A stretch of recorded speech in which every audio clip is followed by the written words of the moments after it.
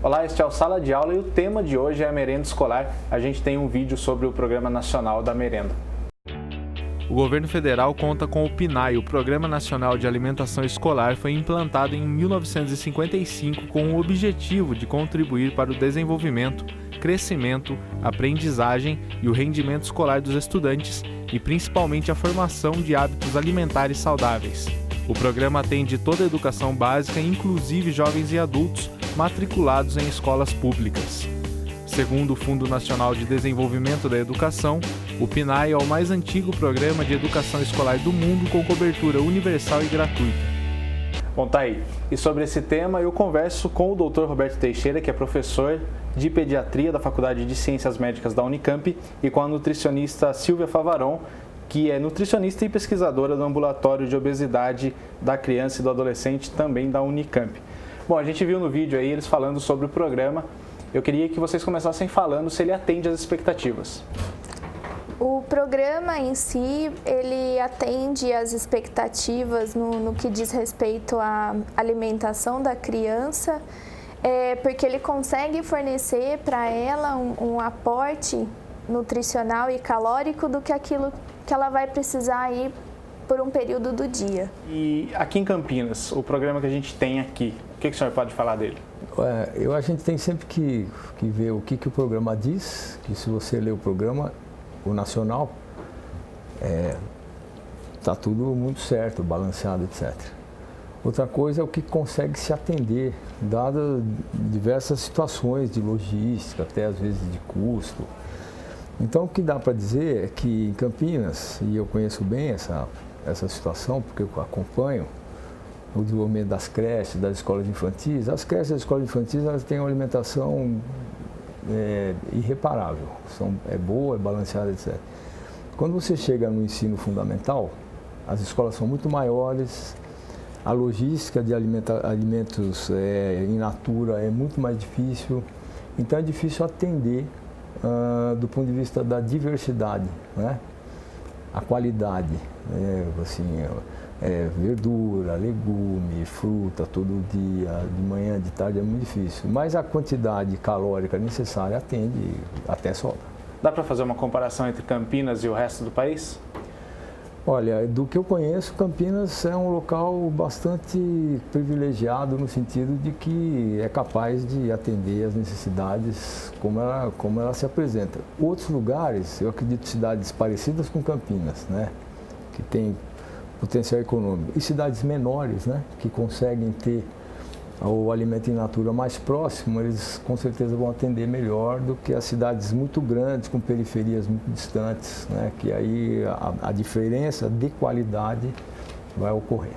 Para essa qualidade da merenda ser garantida, o que ela precisa ter de mínimo, de requisito mínimo?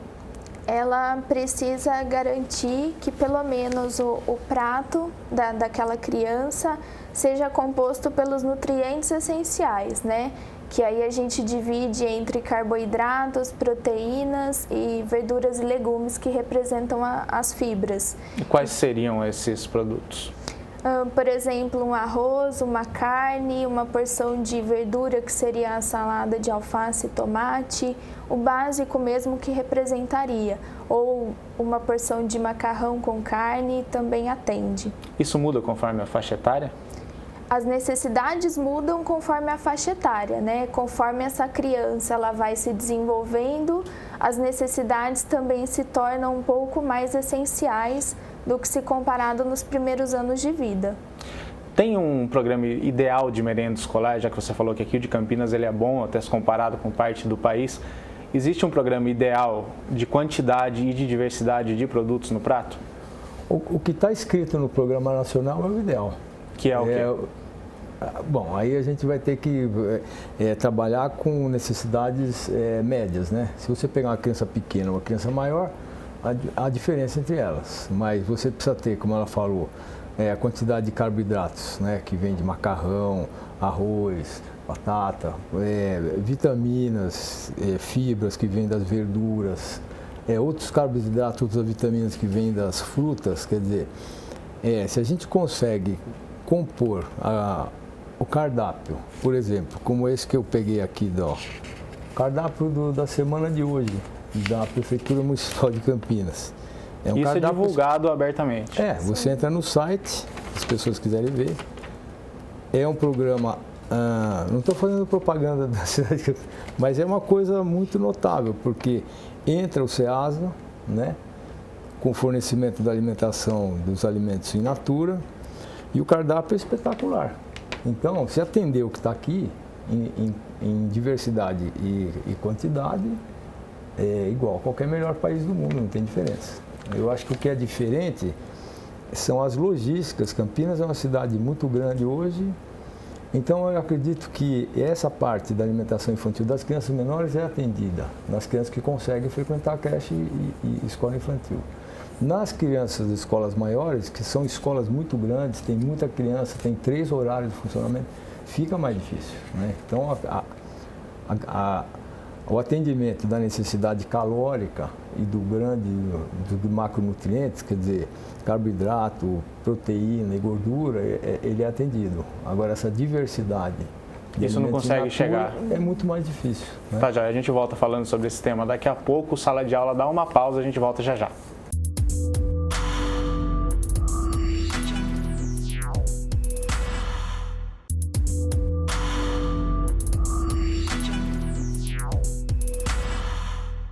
Estamos de volta com a Sala de Aula, que hoje fala sobre a merenda escolar, e a gente já começa com um vídeo de uma aluna comentando o que ela acha. Quando eu como, eu fico mais com vontade de assistir às aulas. Eu acho que eu aprendo melhor. Bom, tá aí ela falando, realmente é isso, garante mais energia para a criança, ela se sente mais ativa, ela consegue até aprender melhor? A criança que se alimenta de forma adequada, ela consegue ter um desenvolvimento e um fator de aprendizagem, sim, maior, né? Que a gente chama até o fato de conseguir prestar atenção mais em sala de aula, se comparado a crianças, por exemplo, que não têm essa prática alimentar de uma forma correta. Roberto, você vinha falando sobre ter esse cardápio disponível na internet, no caso de escolas públicas, mas a gente tem escolas particulares. Como os pais podem buscar se informar se aquela alimentação, mesmo divulgada na escola, está sendo a correta para o filho deles? Bom, eu acredito o seguinte, se a gente for ver que escolas em período integral, onde a criança fica e se alimenta, sempre vai ter um nutricionista, merendeira, o cardápio, tudo pensado. Aí vai precisar saber se a criança aceita, se ela se alimenta adequadamente, se ela come menos, se ela come muito. O que me preocupa na escola particular é a criança que está no período parcial, porque ela come o lanche, no meio da manhã e no meio da tarde. E as escolas, já do ensino fundamental, têm as cantinas. Então começa a complicar. Que vendem produtos. E não são muitas escolas que têm uma orientação do lanche. Então existem escolas que existe uma orientação do lanche, olha, o que deve trazer, o que não é para trazer. De casa, o senhor está falando? De casa. Tá. E outras que a partir do ensino fundamental a criança pode frequentar a cantina. A criança poder frequentar a cantina a partir do fundamental estabelece uma diferença entre as crianças. E as crianças, a partir do fundamental, não querem levar a lancheira de casa porque é mico. Quem leva a lancheira é os petis, né? E ela já não é. Ela acaba comprando na cantina. Autonomia. Essa autonomia é que dá base, às vezes, para uma alimentação mais monótona, menos diversificada, menos nutritiva. E tem cantinas que vendem qualquer coisa, né? Eu acho que a gente pode entrar um pouco mais para frente nesse assunto, aprofundar um pouco mais, porque eu tenho uma pergunta para fazer sobre a questão da mudança do hábito alimentar. Se a merenda escolar, principalmente para as crianças menores, ela pode mudar o hábito tanto da criança quanto da família? Pode. Infelizmente, assim, né, por um lado acaba sendo prejudicial porque a cantina, das escolas particulares, ela vai oferecer o que é divulgado hoje, por exemplo, na mídia, né? Então você tem a parte de processados e ultraprocessados, que são salgadinhos, salgados, assados, fritos, enfim. E aí tudo isso fornece um valor nutritivo muito baixo e acaba até influenciando no próprio desenvolvimento dessa criança. E com o passar do tempo, essa mudança no hábito alimentar, ela vai acontecendo. Então é como o doutor acaba mudando para pior nesse caso. Exatamente, acaba mudando para pior. Porque se antes a criança ela gostava de levar o lanchinho dela de casa na lancheirinha, hoje ela já não passa a ter mais essa vontade, porque os amiguinhos também não levam. Mas com a merenda controlada, com a que é servida, é possível reverter o caso, na verdade fazer o contrário, melhorar o hábito da família? É possível melhorar quando a escola fornece uma alimentação equilibrada, né? E a escola também ela fornece a quantidade que essa criança vai consumir. Então, por exemplo, escolas que têm as guarnições, né, para a criança se servir, isso já acaba fugindo um pouco do controle, porque se a criança tem o hábito em casa de consumir muito, ela também vai consumir muito na escola. E as cantinas e as merendas, né, que já conseguem ter esse controle da própria merendeira servir essa refeição, isso começa a mudar um pouco o hábito da criança. Tem como esse hábito chegar realmente na família? A família consegue mudar o costume através de ver na criança o que ela fala, o que ela traz da escola? Nós temos as duas coisas, né? Nós temos famílias que têm um bom hábito alimentar, a criança tem esse hábito, quando ela vai para a escola, que ela ganha autonomia, ela começa muitas vezes a consumir uma alimentação mais pobre. E o contrário também, a criança vem de uma alimentação pobre, não é de custo, assim, é pobre nutricionalmente. Vem de uma família que tem um hábito de alimentação desbalanceado, numa escola que se preocupa com a alimentação, e a escola é um espaço pedagógico para tudo. Não é só a sala de aula que é pedagógica, então ela tem que assumir essa função de educar para boa alimentação. A escola que faz isso consegue interessar a criança, que é muito mais gostoso você comer comida boa do que qualquer coisa. E se tiver essa prática de conversar com a família e interessar a família pelo novo tipo de alimentação do filho, ela leva isso para dentro de casa, e isso acontece. Você pega caso desse real lá nos estudos, nas pesquisas? Sim, lá no ambulatório a gente costuma pegar bastante casos de crianças, né, e até mesmo adolescentes que passam por essa situação. E aí é interessante observar que as escolas que apresentam um programa de educação nutricional, então coloca essa criança para começar a lidar com os alimentos, ela começa a levar para casa esse interesse também. Então é como se ela começasse a ensinar os pais do que é certo e é errado ao consumo. Da mesma forma que a gente pega o oposto, que infelizmente é na maioria dos casos, né, que a mudança do hábito alimentar ela demora mais para acontecer do ponto de vista positivo. Seriam necessários programas que levam os pais até a escola, como palestras, alguma coisa do tipo, para mudar essa situação? Palestras motivacionais, sim, é bem interessante, né? Porque faz com que o pai participe da vida escolar do filho e participe do programa de alimentação, que é o que vai perpetuar para uma vida inteira e para um bom desenvolvimento dele. Tá, joia. A gente volta daqui a pouco. O tema de hoje do Sala de Aula é a merenda escolar.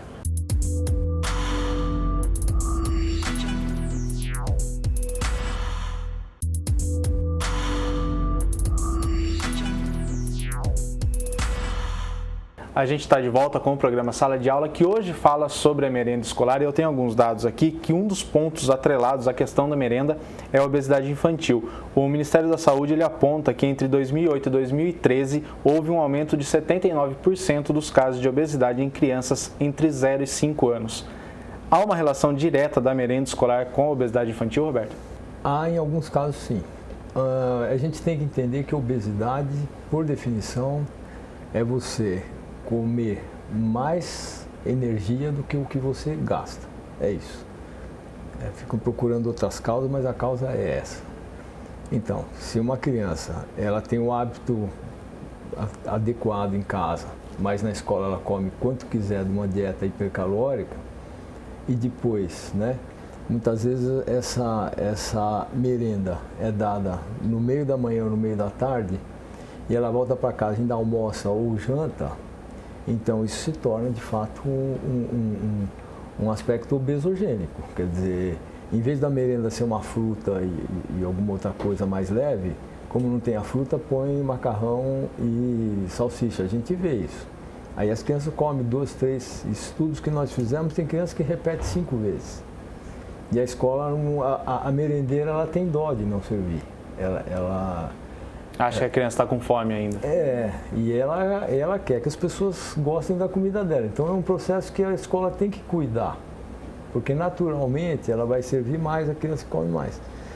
Então, a gente dialoga com as escolas e, eventualmente, né, a escola fala com a merendeira e isso vai andando para trás até chegar na família. Mas a merenda, dessa forma, ela pode ser um fator de obesidade. Pode. Então, proibir refrigerante, salgado, de proibir a venda disso nas cantinas, não é somente a solução. Às vezes, outros fatores também influenciam aí na obesidade. Ah, sim. Não, a gente não pode considerar só esses fatores isolados como sendo a solução para você prevenir a obesidade. Obviamente, reduz, né? Mas como fator de prevenção, só eles não. A gente tem que parar e pensar também que existem outros coadjuvantes aí na história, né? Como eu falei antes, os processados, os ultraprocessados, salgadinho, bala, chiclete, salgados assados, fritos, então tudo acaba influenciando nesse fator obesogênico. Só retomando um pouco o que você vinha falando, Roberto, não deixar repetir não é reduzir a quantidade da merenda, como a gente teve alguns casos, principalmente aí em 2015, de escolas que reduziram a merenda com a desculpa de reduzir a obesidade infantil. Eu acho que sempre que você trabalha com populações, e a escola é uma população, uma sala de aula, um conjunto de alunos, você tem que observar a individualidade. Você não pode trabalhar na média, porque a média vai ser muito para um e pouco para outro. Então, quer dizer, aqui tem um certo bom senso para saber o que é adequado para cada um. Agora, não deve repetir, nem na escola, nem em casa. A não ser que seja um almoço de domingo da família, tem uma coisa muito boa lá, tudo bem. Mas assim... De vez em quando pode. O ideal é que você saiba qual é o tamanho do seu prato, né? Os nossos obesos lá, eles são muito obesos, senão nem estavam lá. Eles comem razoavelmente bem em casa, assim, diversidade, mas se você for ver o tamanho do prato... É muito grande. E a família não acha. Quer dizer, então todo mundo come muito. Então esse processo de aprendizado, assim, ele passa pela família, mas a escola é muito importante. E não adianta reduzir de todo mundo. Tem que adequar para cada um. Para cada pessoa. Roberto tocou num ponto importante que é a família acha normal um prato grande para uma criança. A família ela tem consciência do que é a obesidade infantil, do que ela causa? Não. A maioria das famílias hoje ainda tem aquele conceito de que é bonitinho, criança gordinha, né? E aí, quando chega pra gente no ambulatório, já está num limite muito mais acima, né? E não sabe a importância disso perante a saúde, né? Os riscos que podem trazer. Então, hoje a gente tem casos no ambulatório de crianças que já são hipertensas, estão com colesterol alto. Isso com que idade? Isso já começa com 5, 6, 7 anos e vai se perpetuando aí até a fase da adolescência. Então, já começam esses fatores muito cedo, coisa que a gente não via há um certo tempo atrás. Então, a conscientização hoje, infelizmente, ainda é muito baixa. O pessoal espera muito só na alimentação, mas a gente tem que lembrar que para manter a qualidade de vida precisam ser associados vários fatores, entre eles também a prática de atividade física, que hoje as escolas também restringem muito. E a questão da lancheira, só retomando um pouco do que você vinha falando, dos pais não terem a consciência em casa. Muitos pais, às vezes, também tentam se precaver e mandam muita comida para a criança na lancheira na escola. Isso é prejudicial. É prejudicial, porque tem alguns pais que ainda não sabem, por exemplo, se os filhos estudam em escolas municipais, que a refeição que é feita na hora do intervalo é realmente uma refeição, não é um lanche, né, como o Dr. Teixeira falou. Então, assim, acaba sendo comendo o lanchinho dele, mais a refeição, que é o arroz, a carne ou o macarrão que a escola fornece. Então, aí você tem um excesso de calorias para um período pequeno. e aí volta na hora do almoço e come tudo novamente. Roberto, tem que ter também um critério na compra dos produtos da merenda, e existe esse critério hoje? Existe. O Programa Nacional de Alimentação exatamente ele estabelece isso. Agora, eu acho que quando se fala de quantidades, você manter qualidade e diversidade é muito difícil. Então, acho que a gente vai ter que perseguir esse objetivo. Eu acho que estamos melhorando, né? Falando do conjunto das escolas que conseguem, né, ter fornecimento de alimentação in natura, que é um importante fator de desenvolvimento da agricultura familiar nessas regiões. Essas coisas são associadas, né? O Programa Nacional de Alimentação com a agricultura familiar. Então, acho assim, existe uma política de avanço nessa linha. Quer dizer, nós estamos melhorando, assim, quanto à qualidade da merenda. Agora falta a educação alimentar da criança e da família. É fato. E a escola... A escola teria que estreitar mais esse laço. A gente sempre tem medo de dar mais uma tarefa para a escola, né? Os professores são sobrecarregados, a escola ela tem 3 turnos, mas é uma tarefa pedagógica da escola. O ideal, né, eu acho, seriam escolas de período integral, onde a criança fica o dia inteiro, se alimenta lá, fica à tarde, a escola é mais distendida, você pode ter programas nos fins de semana para os pais, tanto de culinária como de cursos em geral e atividade física. As escolas teriam que virar uma outra coisa, mas isso é um pediatra falando isso. Né? Para a gente encerrar, qual dica fica para os pais aí para eles conseguirem manter um equilíbrio na alimentação casa-escola? A dica é, primeiro, né, saber o que o seu filho come, né? Então, aprender a comprar e selecionar esses alimentos e também a observar o rótulo, que é muito importante, né? E também procurar saber o que ele come dentro da escola, para que não haja um desequilíbrio. E associar isso a uma boa qualidade nutricional dentro de casa e a uma boa qualidade de vida, né? Com atividade física e práticas saudáveis. Tem alguma dica além dessa, Roberto? Não, eu acho que o pediatra aí pode ajudar, sem querer fazer propaganda. O pediatra, a função dele é saber quanto que a criança come e como a família come. Ele, no atendimento cotidiano, ele é capaz de fazer isso, nas unidades básicas de saúde, nos consultórios. E também com relação à atividade física da criança e da família. Quer dizer, acho que ele pode ajudar a chamar a atenção para isso. E aí a gente está falando só, né, do que tange alimentação, obesidade e vida saudável. Então acho que aí o pediatra pode ajudar, assim como os nutricionistas têm esse papel fundamental de estruturar a alimentação dentro das escolas. E agora eles também estão partindo para o atendimento individualizado em consultório. Eu acho que isso pode ser usado na orientação individual, isso vai ter um efeito coletivo também. Tá, já. Muito obrigado aos dois pela presença. Eu que agradeço. Obrigada. Obrigado. Esse foi o Sala de Aula, que hoje teve como tema merenda escolar. A gente se vê em um próximo programa.